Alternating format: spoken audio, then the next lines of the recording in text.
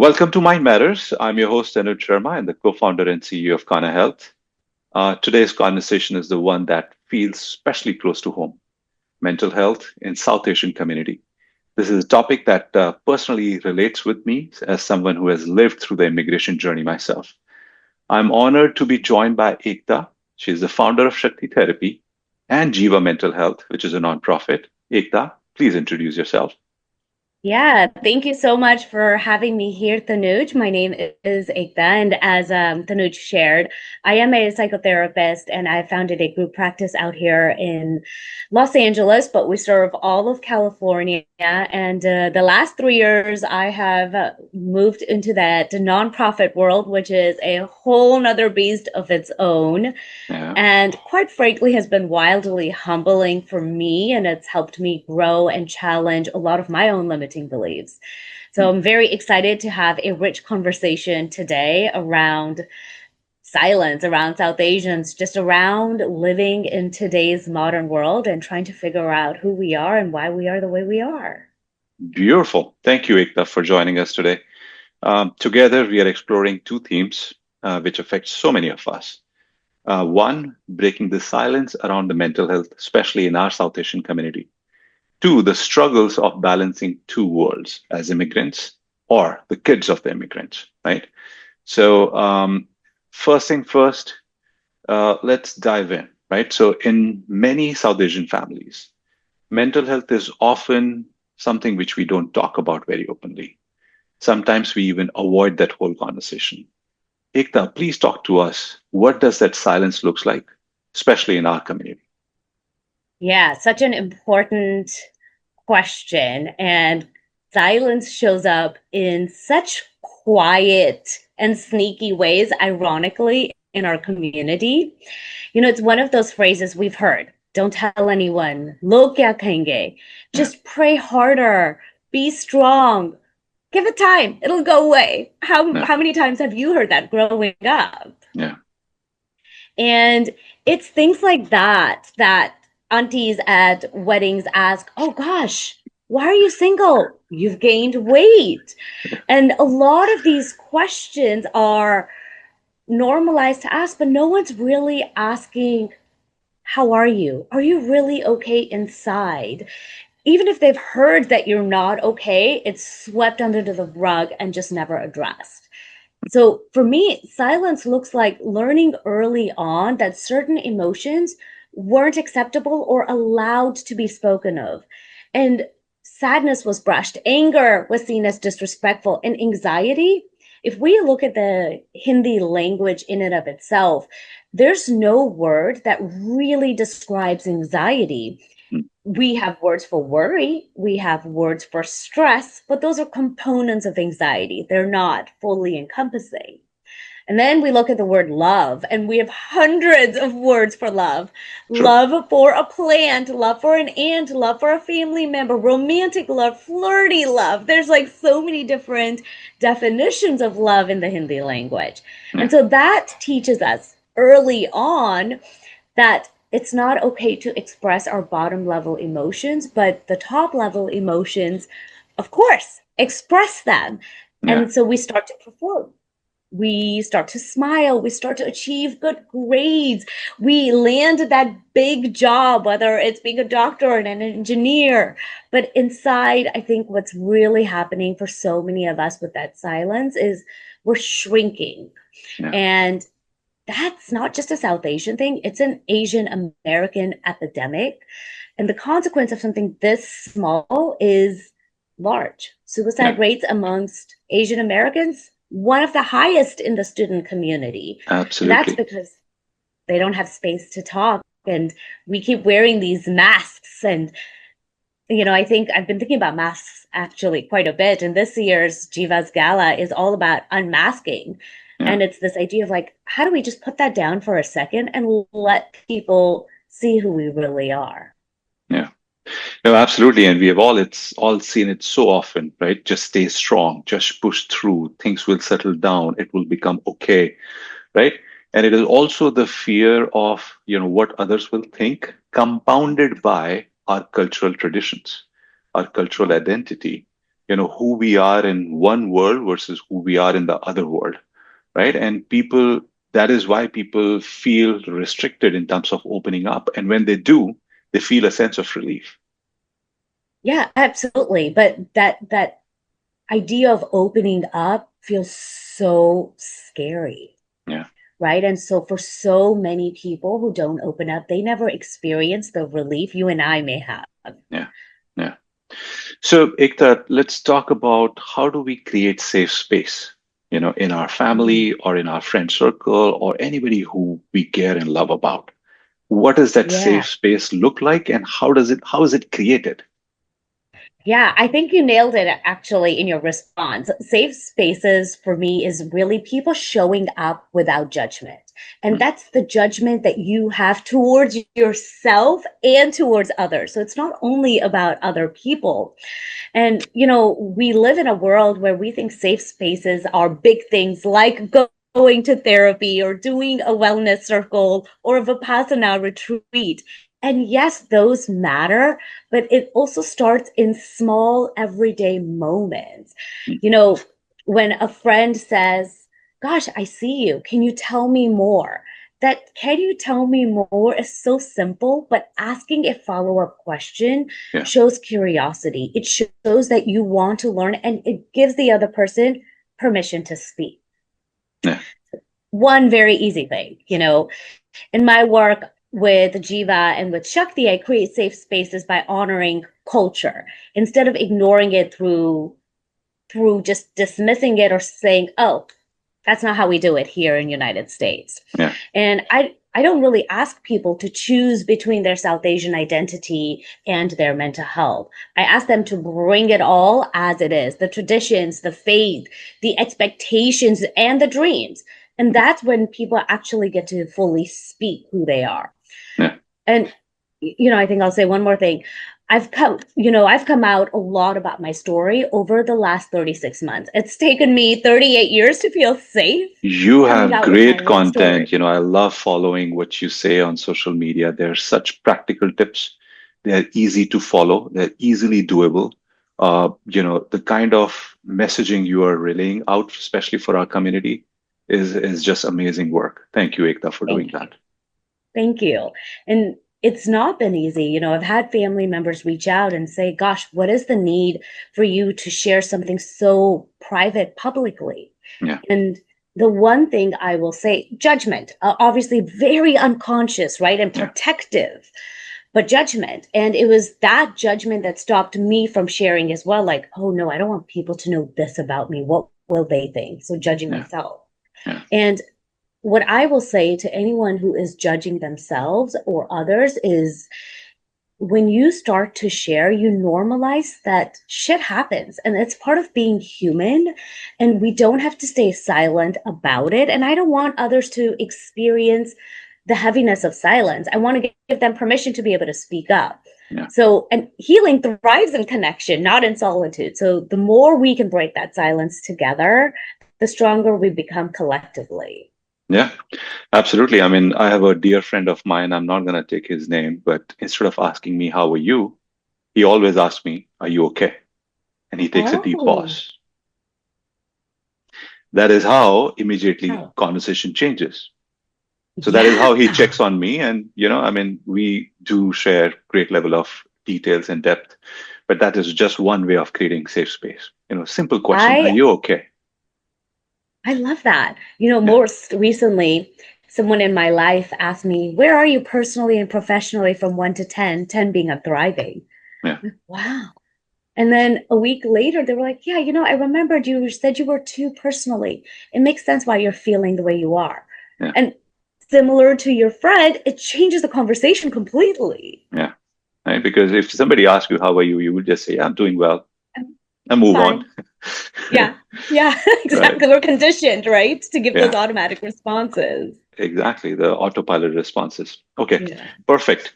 So let's talk about the two worlds we constantly live in, right? The physical world around us and the cultural world which is inside Mhm. us, right? How do we Mm, balance the two worlds? As South yeah. Asian immigrants, the kids of immigrants, all of us have grown up with two different set of expectations. At home, we are taught one way of living. Outside, there is completely different set of norms and living standards to follow. So, Ekta, please talk to us. What kind of challenges, it poses in terms of balancing the two conflicting worlds on a daily basis, Yeah. probably on an hourly basis. Right.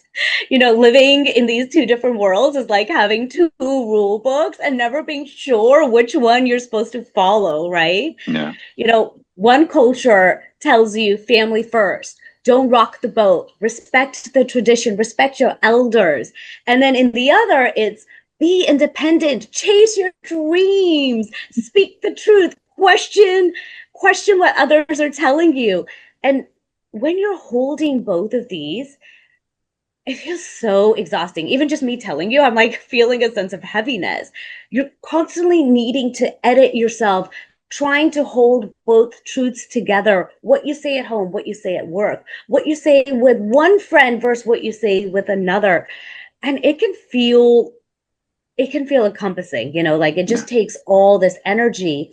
And a lot of us hold this idea of having both worlds on our back as a badge of honor that we can do it all. yeah, And I really just want to break it out. It is not a badge of honor, and it's yeah, really time to put down some of that weight. yeah. So, one thing is having an identity with South Asian community, and second is the baggage of living up to those expectations.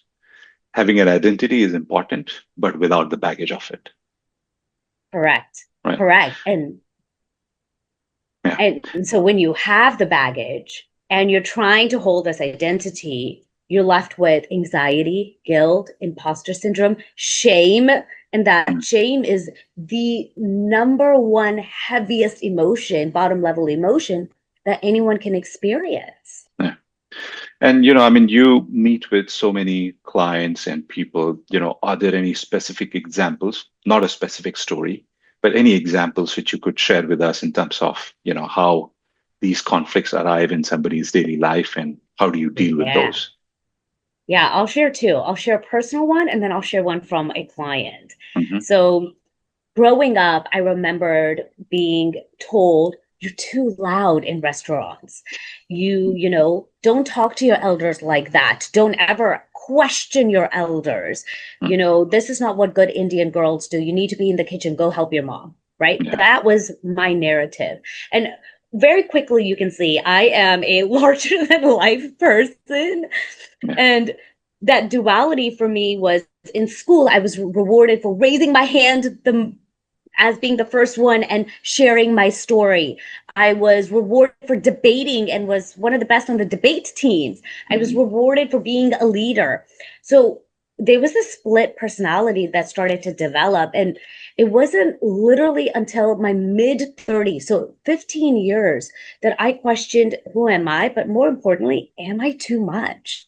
hmm, And this shows up in things like when I go on dates. It was belittling myself, hmm, crowning myself, not asking questions, but just answering like a submissive, good Indian girl. It was when I was laughing really loud, reminding myself, like, oh, shh, hmm, laugh softly, right? And hmm, that robs you of joy. And it's such a sad feeling. yeah, And it wasn't until, like I said, my mid 30s that I realized, gosh, I'm not too much. I'm only too much for people who haven't been able to reach up to my level. yeah, And that sounds simple, but that realization is really hard. yeah, When I feel rejected, that sense of feeling too much comes up. It's like, oh, was I not good enough because I was too much? And so it still creeps up that narrative. hmm, And I'll give you a client example, which I think is so wild because it shows how it shows up in little ways.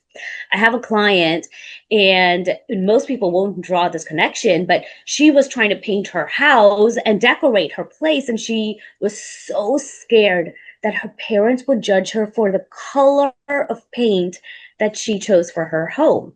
And wow, yeah, wild, right? And when we dug into it, it was a bright color, right? And so the color represented who this person was. But for the parents, it's, oh, no decent person would choose that color. hmm, This color's too wild. What will other people think? So hmm, even something as small as a paint color symbolizes this bigger cultural conflict that we have to deal with. Yeah. And it is always that tug of war, especially in our culture, in our community, that what will people think? That is Yeah. probably the biggest problem and our entire community faces, right? And it's always that expectation of honoring family expectations versus finding your own voice, who you really are. You may be deep down South Asian inside you, but your manners and your behaviorism and your way of speaking and way of expression is not exactly that. And there is nothing wrong with either. You just, evolve to a different circumstance, different living conditions. Yeah. Right. It's interesting. You might be able to relate to this. So not only are we battling being South Asian versus American, but even in the brown community, it's like, oh, are you brown from the motherland or are you brown brought up here? And there's like that identity challenge within Yeah. the community itself, right? Exactly right. The first generation versus second generation, right? I mean, where do you land, and how brown of a brown you are. Right. What percentage? Exactly right. Yeah. Yeah. And all of us carry that invisible question, right? I mean, where do I truly fit in? And all of us have gone through our own experience of finding ourselves, right? I mean, we dial a little too much on that side, and then we dial back, and then we go back a little too much on the other side. And then you finally find the balance somewhere in probably in middle of your life when you realize that, okay, this is the world I want to live in, and this is the person I want to be.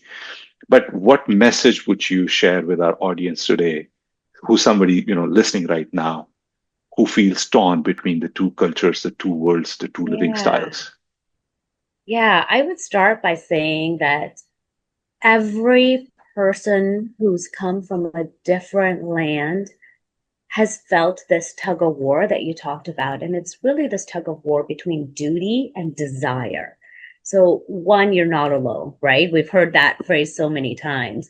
But here's the real message: family expectations come from love, cultural expectations come from tradition. They don't define your destiny, and your parents' dreams are not your ceiling, Yeah, right? We believe like that's the pedestal to reach for, but that's truly the starting point because it's their fullness, and their fullness is your beginning. And it is scary to kind of walk that path on your own. You may face pushback, rejection, several rejections, yeah, guilt in that process, and even doubting, like, gosh, am I doing the right thing? But if you can remember that every time you chose yourself, you're not betraying your family, you're actually honoring the sacrifices that they made. Our family always wants the best for us, whether they admit it or not. yeah. And the best anyone can be or do is be fully who they are. And when you're doing that, you're breaking old generational patterns and creating new patterns, not only for yourself, but your future and beyond. So, what I tell myself when I'm struggling and doubting Yeah. is I am my parents' wildest dreams. Not because I followed every rule, but because I chose to live in my truth and they did not have that permission. Yeah. And I'm giving the next generation and myself that permission. And that's the same That gift is I would so want well anyone said. here to have. Yeah. So well said. Thank you for sharing that. And it is very important for the younger generation for them to realize that yes, our families and our culture has expectations from them, but all of them do come from a good place. All of them do come from good intentions. So as long as we realize that and, kind of work on those expectations, or, you don't have to meet them all the time, but at least be understandable, be appreciative of, where the expectations and where the message is coming from. It's always coming from a good place, because that is probably the cultural truth of our community as well, that all of us Right. want the best for our family and our loved ones. Yeah. And our lens is so one sided. We Yeah. can only see it from our perspective. So we'll never really fully be able to understand what their perspective is and that there could be a possibility of good intention there. Yeah. Perfect. So we talked about the silence, we talked about the balancing between two worlds, but it's also talk about the hope. It's also important to talk about how South Asians are opening up about their mental health, about how they're challenging stigma, about their supporting one another, because we Mhm. probably all have seen the statistics of the bad things and the suicide rates, especially in our community. So, what is that hope, which you want to kind of narrate in terms of a message to our community, Mm. also where our community is heading looking forward? Yeah. So I'll start with the hope. There is a real shift, especially since COVID. I've seen so many South Asians use the word anxiety, depression, therapy out loud to their friends. In LA, it's turning out to be this cool thing. All cool people have a therapist. So, Yeah, the taboo is shifting.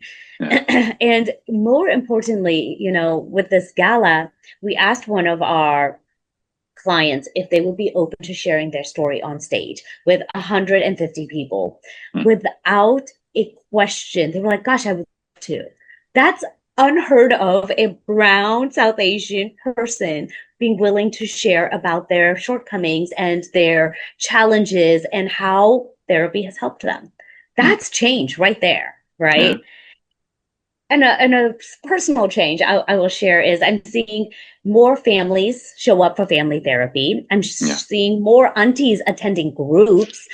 There's all these like South Asian men's meditation groups that are popping up as Yeah. well, which is new. Beautiful. Uh, but one that's personal is this year. My brother calls me in February. He's like, "Hey, did Dad say I love you to you?" I'm like, "Oh my gosh, yes! Did he say it to you?" My dad Yeah, started saying "I love you" to us, and it is the yeah, cutest, warmest, beautiful feeling. But to me, that's change because yeah. our parents aren't taught to express love. That So I must think be a that, once in a lifetime event. yeah, it's so rewarding, and I Yeah. feel so blessed to have a parent who's open to change in that way. Beautiful. That is so inspiring. Thank you for sharing some of those Yeah, anecdotes with us. And I'm seeing this yeah, personally as well, right? I'm especially the younger generation. They are much more vocal. They are much more expressive. They are saying things out loud. And, there is so much openness and willingness to have these conversations. And one conversation to the next, it will keep us, all of us, moving forward. Well, I think, thank you. That kind of brings us to the close of our conversation today, Ekta. Thank you so much for joining me. The conversation today was absolutely outstanding. Thank you for sharing those tips. Thank you for sharing those examples, those stories, how you have gone through in your own life, in your own personal experience, and talking about, breaking the silence and balancing the two words is never easy. But you did an amazing job with our conversation today. Thank you. thank you so much for having me here. Absolutely. To everyone listening, if you're carrying these struggles, remember, you're not alone. We all share this journey of navigating identity, cultural, and mental well being. The more we talk, the more we have. Thank you. Thanks, everyone.